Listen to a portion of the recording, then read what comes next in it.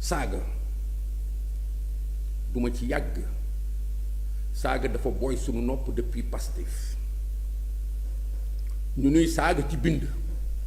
dinu saaga ci wax dinu fekk sunu buntu kër dinu saaga soo porté plainte dara du ci tegu kon saaga duma ci sori saaga ba ay nit yi nga xam ni waruñu saaga di saaga ñaaw làmmiñ ba ay nit di jël ay baat yu ñaaw di ko teg ci deru kilifa mais loolu moo fi réalité lan moo xew donc tey bu ñuy indil situation wu lii ci ki nga xam ni dañ ko doon xaar pour mu wax ci Sénégal wax ci réew mi benn problème moo fi nekk je vous l'ai dit l'adversaire de Pastef l'adversaire de Sonko c'est le Pastef l'adversaire de Sonko c'est Sonko parce que ñoom ñoo am ci jamono ji ak pexe jamono ji li nga xam ni ay moyens wu fàttali la yi nga xam ni dootul nettali gis jaxran la dégg muy li nu tudde VAR ñoom ñoo am difficulté ak seen démb ak seen tey ak seen ëllëg parce que ba léegi dañuy teqatal seen bopp par rapport ak situation yi ñuy dund tey ci li nga xam ni moo nuroog moom démb ba ñu wax fa walla ñu def fa ci li nga xam ni moom la ñuy dund tey ñu ngi war a préparer ni demain ëllëg dund tey bi day seede ëllëg et pourtant duñ ko seete noonu lu ñëw ci ñoom rek ñu def ko ba VAR yi taxaw leen fii indil nu ñu ni finalement ñi ñuy xëcc naan opposition lañu bëgg ñooñu nekk opposition loolu moo leen arrangé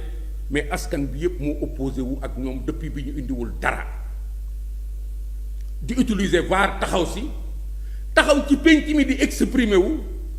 taxaw ci kër yi di exprimer wu di def li nu mën a def ak li nga xam ni moom la leen jamono may muy réseaux sociaux yi ku nekk di génn ci côté bi nga génn maa ngi gis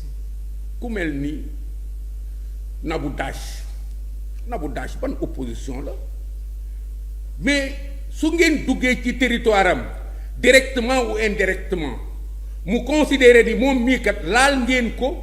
ba mu jóg kooku dafa am motif personnel pour engager un combat direct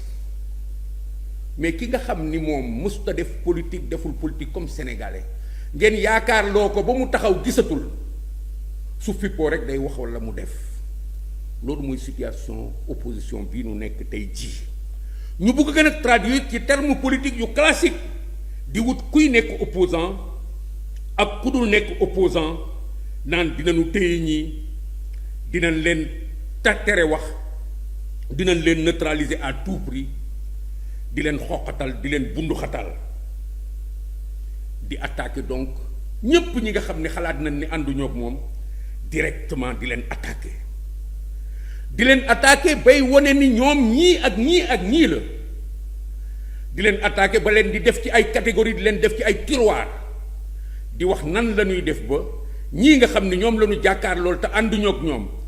te ñoom ñu bugg ñépp noppi ba ñu imposer ñu dictature ñoom nan la ñuy def ba sàkkal leen pexe ba faagaagal leen loolu bokk na ci li nga xam ne feeñ na ci demu premier ministre bi Assemblée nationale et c'est dommage qu'on en soit arrivé là on en soit arrivé à un point tel que lii ñuy wax sax lii ma taxaw fii di wax boo defut ndànk dina nimee kii lu muy wax nii xaaral ñu dem seeti ko wax ak moom dafa war a noppi projet bi dafa war a noppi parce que daf ñuy empêcher ñu doxal réew mi dafa war a noppi parce que yoonam nekku ci c'est un mécontent dafa war a noppi parce que xol bu tàng lay waxee ainsi de suite mais c'est tout ce qui se passe devant nous aujourd'hui su ñu demee ba tollu fii ci diggante bi ba ki nga xam ni di wax di catégoriser ñu xam ci gannaaw ni bugg na opposition am loolu dinañ ci dellu si mais ñu xam ci gannaaw ni pour l'instant dafa teg stratégie effectivement pour séparer ñëpp par camp daal di leen teg bay wut place bu mu teg ñi nga xam ni Waly Diouf Bodian depuis le début de l'hivernage nee na ñoom duñu jàkkaarloog opposant milliardaire mu jaaxal ma trop que ni loolu dafa génnaat à tous les échelons les gens travaillent jouent avec ça ci réew mi nga xam ni man de Cheikh Sadbou duma ni maa gën kenn baaxuma de moo tax mayuma kenn permission ngay a priori di teg nit sa kanam juge que condamné que surtout su ngeen xëccee séqee géopolitique bi muy wut ngay wut muy def donc ngay def même boo yoree nguur gi la séparation des pouvoirs nous impose de respecter les prérogatives de la justice mais fii du premier ministre bi rek di wax di menacer dafa dem ba ci suuf Abbas naan monsieur le président ñi nga xam ni dañoo lekk alalu askan wi ñi rey sunu doom dama bëgg ñu tëj leen mais président de la république moom mooy tëjaate Abbas mais dans le mélange que vous faites de toutes les choses là nii la on est dans une république pastifienne yéen xamu leen dara lu dul pouvoir bi kenn tekkiwu fi dara fonctionnaires yi sax respecté wu leen seen prérogative sinon personne n'aurait pu penser que ni Abbas dina taxaw di wax président de la république na fexe ba ñi lekk xaalis bi ñu tëj leen ñi rey seeni doom ñu tëj leen alors que ce débat reste entier nan la ñuy jouer ci benn réew pour que la justice soit exercée normalement quand des gens qui sont dans des fonctions d'administration veulent donner le tempo de la justice et c'est ce que nous avons aujourd'hui et qui correspond exactement à cet exercice qu'a produit le Premier ministre à l'Assemblée nationale li fi xew foofu yépp ba ay nit fonctionnaire di tëb di dal di tëj lu ay nit di wax sàcc ku ñu war a tëj ay supporters di wax loolu mais moo tax lii jaadu ñu mën a yeewu gis Premier ministre bi nga xam ni au lieu que mu wax ci ceeb bi dawlin ji ak leneen de manière conséquente au lieu que mu wax ci économie de manière conséquente au lieu que mu wax ci li nga xam ni moom moo fi indi yaakaar mu indil nu yeneen terme daggasante xuloo tegante dënn xiiroo ak ŋaayaw di sérieux li nga xam ni moom la jàkkaar loolu te àndul ak moom lu nekk mu tudde la dara régime maa ngi lay ñaan nga passer ma deuxième vidéo bi di gisandoo ci presse bi ñëpp ni jàpp nañ diw mais sur ces questions là je vous dis qu'à partir d'aujourd'hui j'assume parce que man lu ma dugg rek ngeen xam ne dugg naa à partir s'il vous plaît parce que ce pays duñ ko seetaan te gis nga ñi ngeen di sacrifier wujaaw yi ngeen di yónni ñuy dem di saaga ñoom seen cas nañ ko régler rapidement mu des nag xanaa yéen opposants yi ponkal opposants yi nekk seen kër yor seeni milliards di joxe di fay ay loyer pour nit ñi saagal leen xanaa dañu génn ñeme léegi bis bu ñu effacer ñoo ñëpp ils prendront leur courage pour sortir et on les attend parce que nag yéen a ngi woo ci terrain bu ñu xam ñun terrain bu ñu mën ñoo ngi leen ciy xaar ensuite. dëgg rek mooy dëgg waa ji wax na gaa ñi tàccu nanu rak li mu doon wax lan la diggante moom ñoom ak opposition yi ak opposants yi li nga xam ni moom la nam ma def pour faagaagal leen ba wane ni moom lu mu xës ba jóg di ko def xam nañ ko moom ku am dogu ci yooyu la ñu tàccu loolu lan lañ ciy tàccu fii du place am wax kii assemblée nationale la liñ fiy wax mooy doxu réew mi doxalinu réew mi liñ la war a laaj loolu la sooy profiter di ci wax lu mel nii ñu lay tàccu mais tu as raison parce que yow yaa am 130 députés loolu mooy dëgg mais nee na day effacer moo nekk ci digg bi expliquer li mu wax ci kaw ñi ngeen di yónni dinañ leen lijjanti mooy ñi nekk ci réseaux sociaux yi ñiy dem ci plateau yi ñu tuddee leen chroniqueur ñii nga xam ni dañuy wax te waxuñu lu leen neex ñoom du ñu mën a tàccu comme lii ñi nga xam ni donc bokkuñu ci ñoom te di wax li askan bi di dégg ñiy wax di wax tey ba ñu am problème tiit jaaxle ils sont complètement affolés c'est ce que traduit ce propos-là su dul woon loolu il domine le sujet lii yëpp du fi am bien au contraire ñi opposé wu ñooy masla à la limite di wax naan oui quand même may fàttaliku bi nu demee ba sës ak président Macky Sall ci seen biir lañu naan ay la yéwén waa ji liggéey na et pourtant moom mii da doon tëb naan bu train bi àggee jam ñaajoo ma xàcc mais loolu mu ngi fii moo gën a sedd ci li mu wax moom ci li nga xam ni moom la ñeneen doon def di doxal réew mi ñeneen nekkoon ci wetam di wax lu rëy rëy di jëmale ci nit ñi di def lu rëy rëy jëmale ci nit pour sonal leen faagaagal leen muy dictature de la pensée unique imposer seen gisin imposer seen soxla ni kenn du fi wax dara baax na ci côté bële tey ñu ni ñoom kat yor nañu réew mi depuis 1 an te askan bi gisul lu mu doon xaar ci ñoom wax ji yëpp loolu résumé wu ku def loolu ba mu toll ci 1 an yu teg nga dugg ci sa 2e année da ngaa tële loolu la nit ñi wax ak nun ko mënti waxee vaar ak leneen loolu la nit ñi wax teg si nag ni réew mi ñun ñëpp ñoo ko bokk suñ la ko dénkee soo mënul da ngay ba loolu mooy quintessence su wax ji mu ne nag loolu ñi koy wax di ko def bay attaqué di wax li nga xam ni xawma fu mu nekk de mais bariwu fi xawma mais lii mu wax ni ça ne traduit que ce qu'il faisait hier ba ci joxe ay ordre ñuy toj këru jàmbur yi ba ci joxe ay ordre naan ay sàcc lañu dem leen ngeen jël seen nekk si biir léegi ñoom ñooy victimes yi ñoom la ñuy tooñ ndeysaan jaaduwul bay jël Pape Djibril Fall en exemple ku ko fekk si këram di tudd yaayam di tudd lii ñoom ñooy victimes yi tey moo tax mu ni ñooñu di def loolu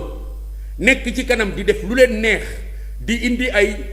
comment dire diffusion de fausses nouvelles di attaquer directement nit ñi seen ndey seen baay seen lii seen la ainsi de suite ñun ñoo dundandoo Sénégal ñun ñoo fi nekkandoo est-ce que ñun benn nit war na taxaw nettali nu li ñuy dund depuis 4 ans 5 ans tey mu indil ñu version génn ci boppam génn ci keneen ñi bon ñi mooy ñi nga xam ne ñu ngi ci opposition bi dinañ gis dinañ xam man mi nga xam ne lu ma dogu def ko rek day sotti mais voilà le discours qui nous débute le monsieur donc chroniqueurs yi ak yeneen ñi c'est entendu je ne parle pas pour vous mais je suppose que ça ne vous démonte pas nit ñi déjà ils sont à l'aise ku mel ni man saagawuma tooñuma mais damay waxal sama réew damay waxal sama askan te li ma am pour wax ka mooy penc mi fa laay taxaw ci moyen wu penc mi di wax li may wax damay politique damay compétir soo defee lu baax am naa devoir wax ni baax na soo deful lu baax am naa devoir taxaw sa kanam ni la baaxul soo taxawee sama kanam ñuy xëccoo dara am naa responsabilité ni la dinaa ko jël nga toog mais c'est ce que vous avez fait yàlla nangu ngeen ñëw ci pouvoir bi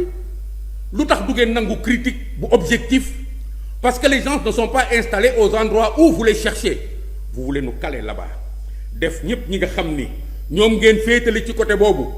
chroniqueur journaliste buy wax temps ay nit ñu bon ñi nga xam ni ay saaga def lu bon lañ fi nekke di ko wax seen diggante di tàccu mais les gens ne sont pas gênés nit ñi amuñu gàcce parce que newuñu foofu defuñu loolu et c'est très important que vous le sachiez la vie va continuer avec tout ce qu'il apportera parce que il est parti d'ailleurs pour ngeen agsi ba nekk ci nguur gi muy continuer ba ñuy wax ji tey dina indiwaat leneen suba donc y a pas à avoir peur ñi dee tey suuli nañ leen ñi dee woon démb suuli nañ leen ainsi va la vie li ñu defoon démb moo ñuy seede tey li ñuy def tey moo ñuy seede ëllëg ainsi va la vie donc faisons ensemble vous dans le rôle de gouvernant yéen a yore réew mi def leen li ki yore réew mi di def ñun ñooy opposé wu ñu ngi def li kuy opposé di def mais dans le champ bi nga xam ni moom la ñu bokk mënu leen taxaw daal di ni nit ñi lii ngeen di def lii du ngeen ko def nii ngeen di def même bu fekkee yéen a yore doole ji vous avez déjà envoyé des gens en prison d'autres y iront parce que Abdou Nguer attend son tour peut-être mais ça n'empêche que la vie continue ainsi va la vie su ngeen ko defoon du ngeen affolé di ngeen mën a taxaw sax si fi ngeen taxaw d'accord ni échoué ngeen avec beaucoup de hauteur ngeen ni ay la yéwén mënuñu dañoo tëlee mais comme bugg-bugg moo nekk ci gannaaw échec bi c'est secondaire nguur ngeen bugg mais nii lay demee yéen xoolu leen dara lu dul yore nguur gi seen affaire la ba moo tax ngeen indi fi ay bouclier ba moo tax lu ngeen laal ñun leen attention est-ce que jëmul ci loolu moytu leen réew dafa compliqué fi nga demee ba foog ni yow yaa am doole moytul li lay bett te won ba won la ni askan bi moo am doole parce que moo la fal donc ñun duñu nangu ànd ak yow ànd ak yéen ci corps à corps bi nga xam ni seen destination mooy ñépp noppi faagaagal ñépp mu ñuy fàttali Mortal Kombat. C'est une autre version de ce Mortal Kombat que vous engagez avec ceux qui sont dans l'opposition aujourd'hui et c'est vous qui tenez le pouvoir. Nous refusons le corps à corps, mais nous allons nous battre en bon politique. Nous refusons le corps à corps parce que bokkuñu ay wax li ngay wax ak liñ lay opposé du benn te li dox suñu diggante yoon la. Nous en appelons à la diligence des magistrats pour ñu d'accord ñi ñun lii nuy wax méngoowul ak lenn li nga xam ni dañ ci yóbbu nit kaso à moins que représailles bi ay pexeem nekk leneen su fekkee yoon rek la on est très rassuré yàlla na fekk yoon rek la parce que su demee ba toll ci ni xam naa ñii xam naa ñee man lu may def dinaa ko def danaa ko assumer j'assume dan naan ah kii kat nee na yoon yoonam la wante comme ci terrain politique la ñu wax il ne faut exclure rien de ce que quelqu'un peut mettre en œuvre pour empêcher à l'opposant de s'exprimer loolu lu clair la preuve Pape Djibril Fall dem na assemblée taxaw na tere nañ ko coupé nañu micro ci ni loolu ngay wax du xew-xewu bis bi waroo wax ci loolu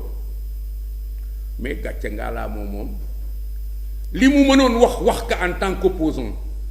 vous avez vu que kenn mënu ko ci tëj même bu fekkee du woon député parce que dafa wax li mu war a wax laaj li mu war a laaj ku ci mer yow yaa xam ñu noonu la ñu compter continuer ak yéen occuper espace bi wax ak askan wi parce que askan wi la ñuy waxal occuper espace bi indil askan bi li mu soxla pour xam fu mu jëm parce que loolu moo déterminant tey bu ngeen defee nii wax ak Pape Djibril Fall nii won nit ñi ni vous n'êtes plus tolérant de rien askan bi yépp ngeen napp parce que loolu mooy finalité dictature wax naa leen que dictature finalité bi mooy di nga dem ba doo nekkee sa kër sax sa jabar ji ngay fanaanal ci néeg dootoo ko wóolu sa doom doo ko wóolu loolu mooy finalité dictature ay mécanismes am dañu compliqué su ngeen gisee ñu teel a taxaw di wax attention la dictature c'est parce que dafa pernicieux et ensuite day indi ay yàqu-yàqu yu bari et ensuite day tardel réew c'est ça la réponse véritable qu'il nous fallait vous apporter par rapport à cette question-là yéen a yor réew mi kenn bañul ngeen taxaw ni yéen a yor réew mi yéenay doxal kenn terewu leen ko mais nag pour que ñu bàyyi leen rek lem sunu ay loxo parce que da ngeen di gëddaate da ngeen di nappaate da ngeen di tëjaate maa mujj wax ni loolu du fi amee parce que j'attendais des cette occasion pour jurer que ni loolu du fi amee dinañu xeex mais duñu xeex comme fi ngeen ñuy xaar ci xeex dinañu xeex bi nga xam ni dafay am élégance bi politique àndal dinañu xeex te duñ leen fekk donc ci woote insurrection woote soulèvement daggasante saaga defante lu metti mais on se battra et c'est déjà facile parce que yéenay seen adversaire u bopp on se battra parce que da ngeen war seen askan avant ngeen agsi parce que bi ngeen di liggéey lu tax ngeen mën a jot ci nguur gi di ko wax ak moom mënoon ngeen liggéey lu tax su ngeen jotee ci nguur gi du leen mere te askan baa ngi leen di mere parce que indiwu leen fi dara mais loolu mën nañ ko wax te du diffusion de fausses nouvelles j'espère su fekkee moom la gaaw leen ma ko wax